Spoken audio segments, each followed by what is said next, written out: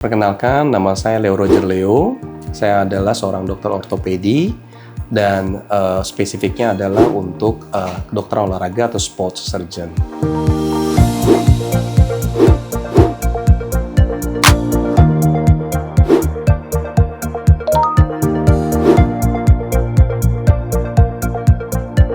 Keluhan nyeri lutut sebenarnya cukup banyak penyebabnya.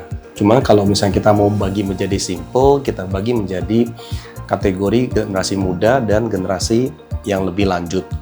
Pada generasi muda biasanya disebabkan karena trauma. Bisa disebabkan karena trauma olahraga ataupun trauma karena kecelakaan dan jatuh.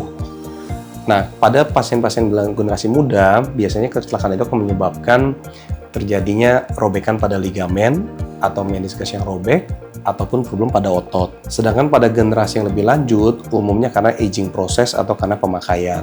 Jadi bisa karena dia adalah pengapuran, bisa juga karena dia meniskus yang robek karena pemakaian.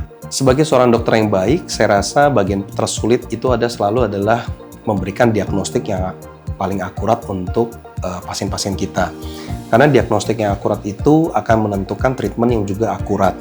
Pada kasus pada nyeri lutut, karena diagnostiknya itu sangat banyak, jadi diagnostik yang akurat itu sangat dibutuhkan.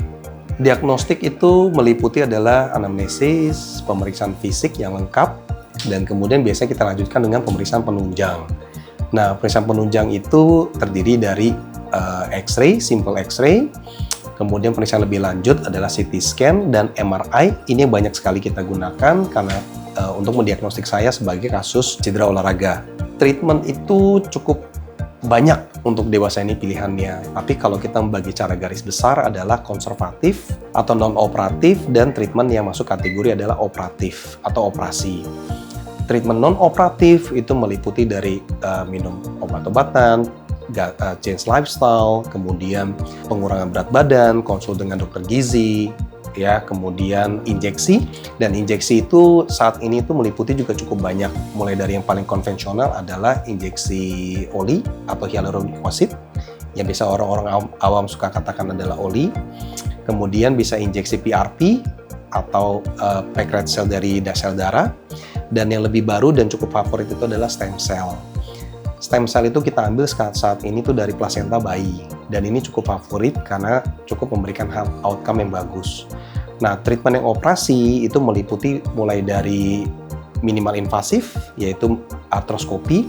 Jadi kita menggunakan insisi kecil 1 cm dan masukin kamera ke dalam celah sendi, dan itu biasanya tindakan-tindakan yang kita kerjakan untuk kasus-kasus pada cedera olahraga. Dan kemudian yang terakhir adalah joint replacement atau penggantian pada sendi lutut.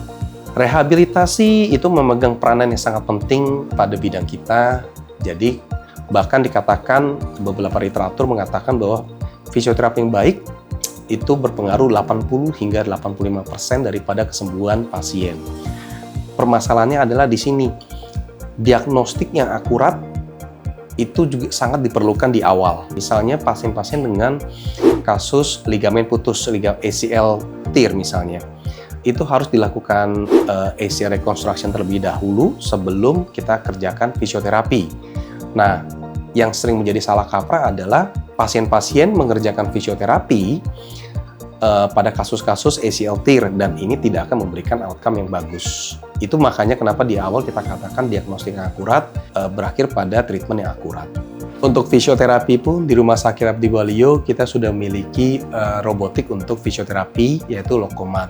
Jadi itu juga bisa menjadi salah satu pilihan terapi pada pasien-pasien yang membutuhkan.